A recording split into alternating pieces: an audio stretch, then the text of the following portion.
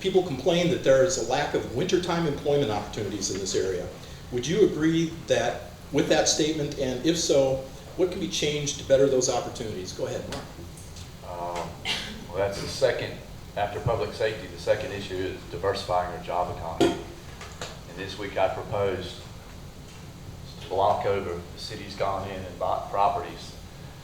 It was never long-range plan, it wasn't a vision, just out of, I don't know where they came up with the idea, all of a sudden they want to build a new library and a children's museum. They went out and bought property through the DRC with money they didn't have through parking meter revenues. They drew down on a line of credit, a $10 million line of credit was supposed to go for downtown redevelopment.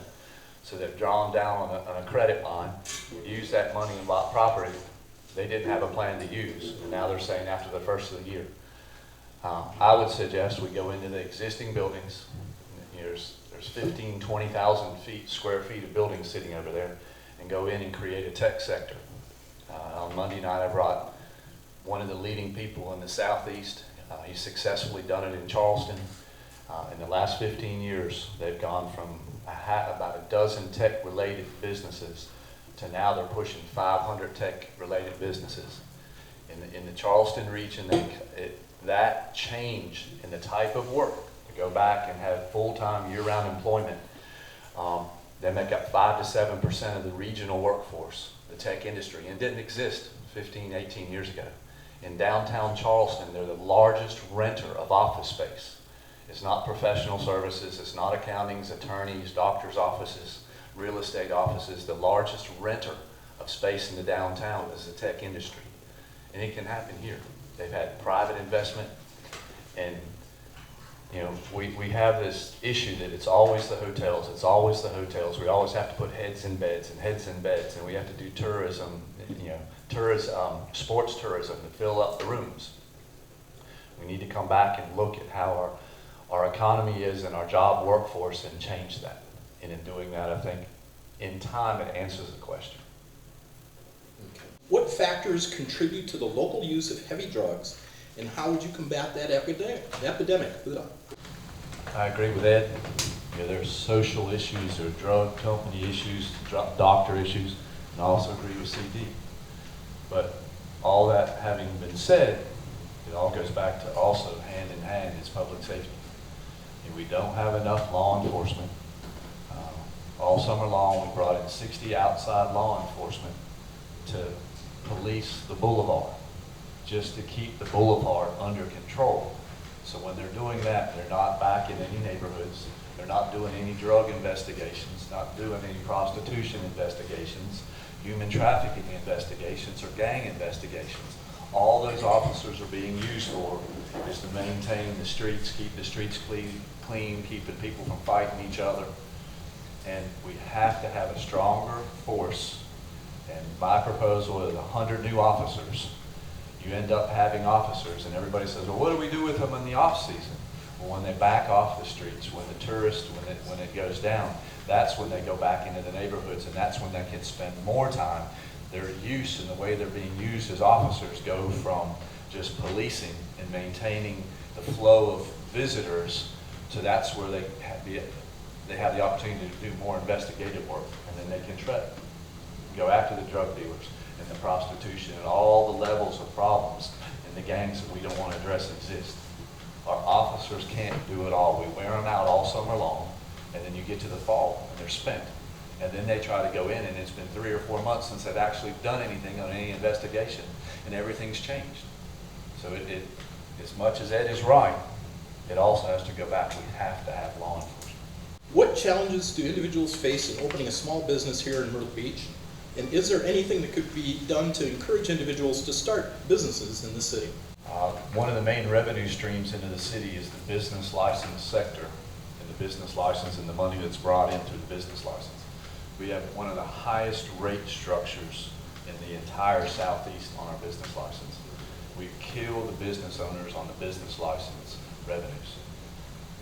But obviously, if you change that, if you don't cut services or go find it somewhere else, that money has to be transferred to somewhere else, that revenue stream.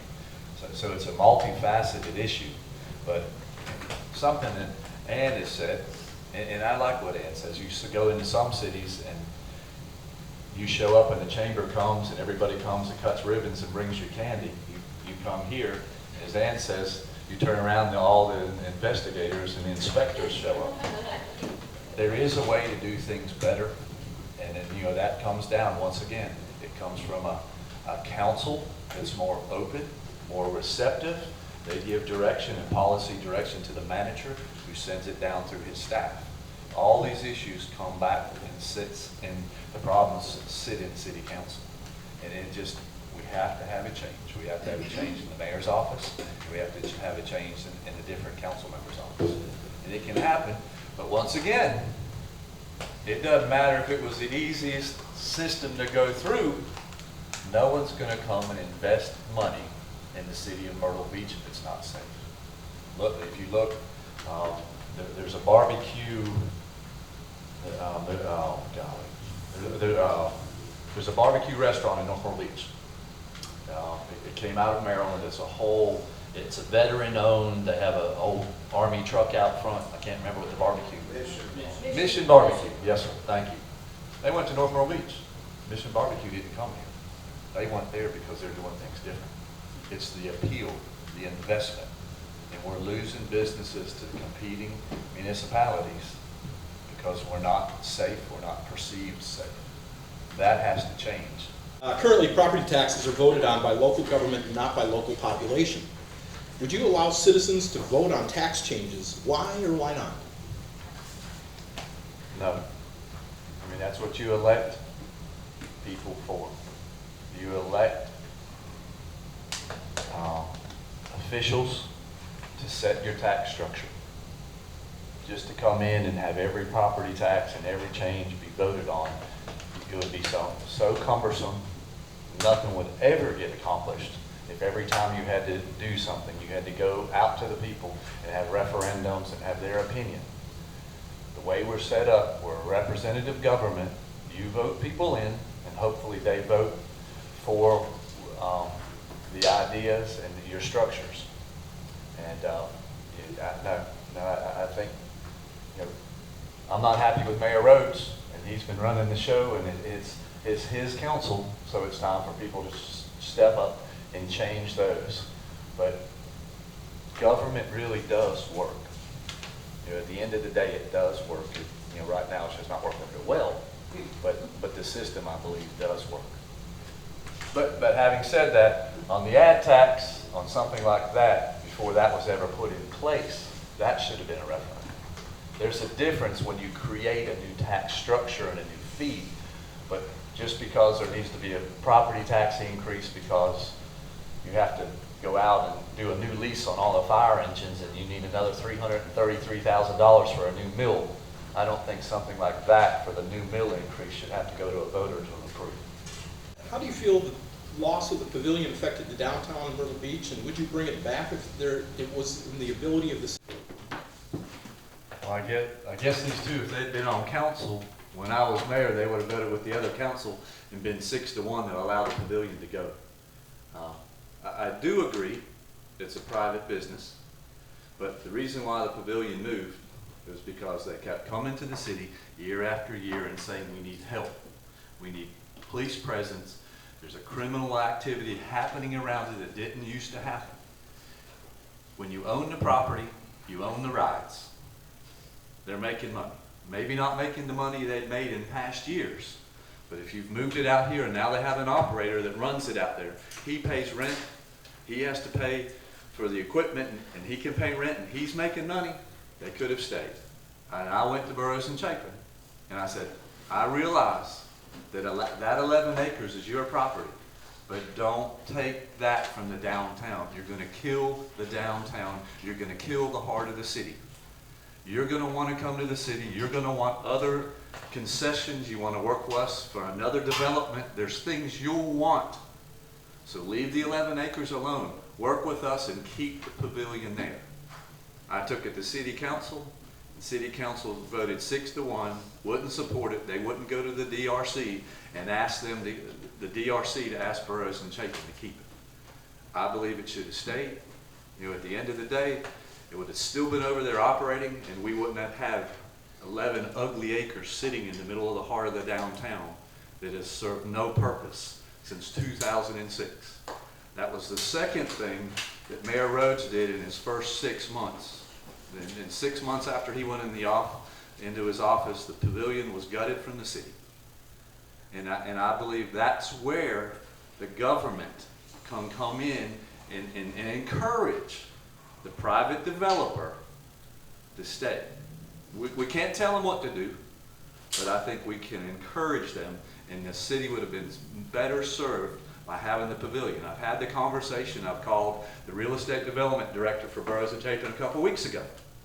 And I said, Tony, would you be open to bringing the Pavilion back? You know, I've been told, and I don't know if he told me or who, or whatever I've heard, there's a non-compete. That because they, you know, now they have all the rides at Broadway, that they wouldn't come back and compete against their tenant over there. And I said, I'm not sure where that is. I'm not sure if I actually heard that correctly. But I'm not asking you to come back and you to operate and compete with your tenant there. Why don't you encourage your tenant to expand his operation and have a second location, just like McDonald's might have a second McDonald's. He can have his rides at Broadway and he can have his rides at the Pavilion site and bring the Pavilion back. And Tony Cox said, Mark, you're getting into, you know, personal, those are contractual things that I can't discuss with you. I said, well, what I'm doing is asking you to bring the Pavilion back. And that would be the best use of that property for the time being. If you can go to Columbia and set up the state fair in 2 weeks and have the state fair, Mark Lazarus can go to North Myrtle Beach and set up his rides, and they have a mini pavilion in North Myrtle Beach. We can come back and set up rides on the ocean front. And I would suggest, and I would predict if they came back and set up temporary rides, in time you would go back and you'd have a nicer roller coaster, you'd have a water flume, you'd have more permanent rides than just all the temporary rides. And that would be bringing the families back to the boulevard. So I'm saying, keep the Pavilion. We should have kept the Pavilion. Thank you. Myrtle Beach has experienced big crime rates during bike weeks typically. What has the city or county government done right, and what have they done wrong in handling these weeks in the past and present years, and what would you do differently?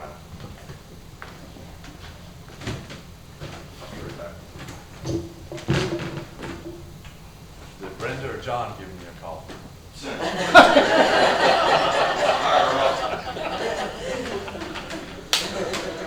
Higher than that. Higher than that. Brad D. Good job, baby. It's simple. It goes back to public safety. The whole issue revolves around public safety. And they stopped and asked the tourist or the business owner or the hotelier, what are the barricades for? Oh, because we had shootings. I mean, you told everybody who didn't know how bad it was. The chamber's going to come out and they're going to start running advertising and said, if you want to do anything with that money, you're going to raise everybody's property tax 400%. It's a lie. It's an absolute lie. All we've talked about is taking the advertising money and doing that. Everybody keeps 100% of their property tax rebate. They're going to come out and say it messes with fire and police improvements, infrastructure improvement. That's a lie. That's still going to keep going. The only thing anybody's discussed is taking the advertising portion. And I like to actually, you know, Brad hasn't given me credit. I've only wanted to take 50% of his advertising budget. Other people are saying take the whole 100%, bring it back and start all over how we use it. I'm not so sure that's not a bad idea, but still, I'll stick if we can get 50% for public safety.